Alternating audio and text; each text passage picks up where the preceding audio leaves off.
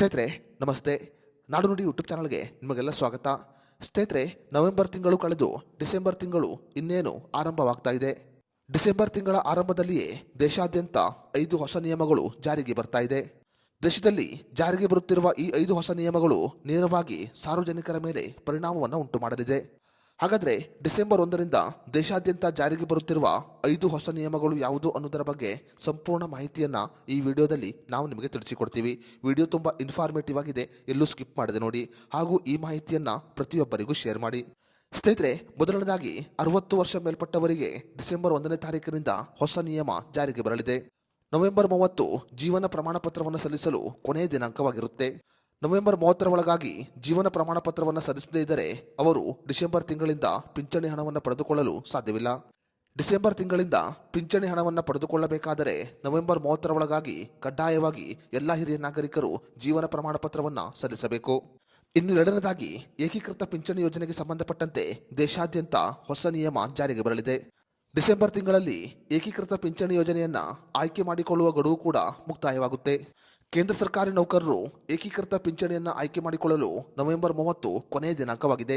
November 30ರ ಒಳಗಾಗಿ ಏಕೀಕೃತ ಪಿಂಚಣಿಯನ್ನು ಆಯ್ಕೆ ಮಾಡಿಕೊಳ್ಳದಿದ್ದರೆ ಅವರು ಡಿಸೆಂಬರ್ 1ರಿಂದ ಈ ಸೇವೆಯನ್ನು ಪಡೆದುಕೊಳ್ಳುವುದಿಲ್ಲ.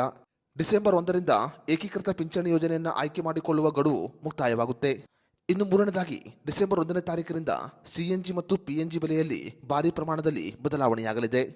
ಸಿಎನ್ಜಿ ಮತ್ತು ಪಿಎನ್ಜಿ ಇಂಧನಕ್ಕೆ ಸಂಬಂಧಪಟ್ಟಂತೆ ಡಿಸೆಂಬರ್ 1ನೇ ತಾರೀಕಿನಿಂದ ದೇಶಾದ್ಯಂತ ಹೊಸ ದರ ಜಾರಿಗೆ ಬರಲಿದೆ. ಪ್ರತಿ ತಿಂಗಳ ಆರಂಭದಲ್ಲಿ ಸಿಎನ್ಜಿ ಮತ್ತು ಪಿಎನ್ಜಿ ಬೆಲೆಯನ್ನು ಬದಲಾವಣೆ ಮಾಡಲಾಗುತ್ತೆ. ಅದೇ ರೀತಿಯಲ್ಲಿ ಡಿಸೆಂಬರ್ 1ನೇ ತಾರೀಕಿನಿಂದ ಪಿಎನ್ಜಿ ಮತ್ತು ಸಿಎನ್ಜಿ ದರಗಳು ಬದಲಾವಣೆಯಾಗಲಿದೆ. ಇನ್ನು ನಾಲ್ಕನೇದಾಗಿ ಎಲ್ಪಿಜಿ ಬೆಲೆಯಲ್ಲಿ ಕೂಡ ಬದಲಾವಣೆಯಾಗುವುದನ್ನು ನಾವು ಗಮನಿಸಬಹುದು. ಪ್ರತಿ ತಿಂಗಳ ಮೊದಲ ವಾರದಲ್ಲಿ ಎಲ್ಪಿಜಿ ಬೆಲೆಯನ್ನು ಪರಿಷ್ಕರಣೆ ಮಾಡಲಾಗುತ್ತೆ.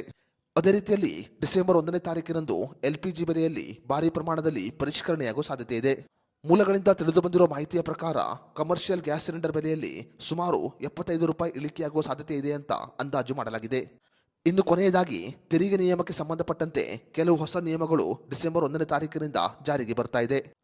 ಅಕ್ಟೋಬರ್ 2025ರಲ್ಲಿ ಕಡಿತ ಮಾಡಲಾಗಿರುವ ಟಿಡಿಎಸ್ಗಳಿಗಾಗಿ section 194IA, section 194IB, section 194M ಮತ್ತು ಸೆಕ್ಷನ್ 194S ಅಡಿಯಲ್ಲಿ ಹೇಳಿಕೆಯನ್ನು ಸಲ್ಲಿಸಬೇಕು.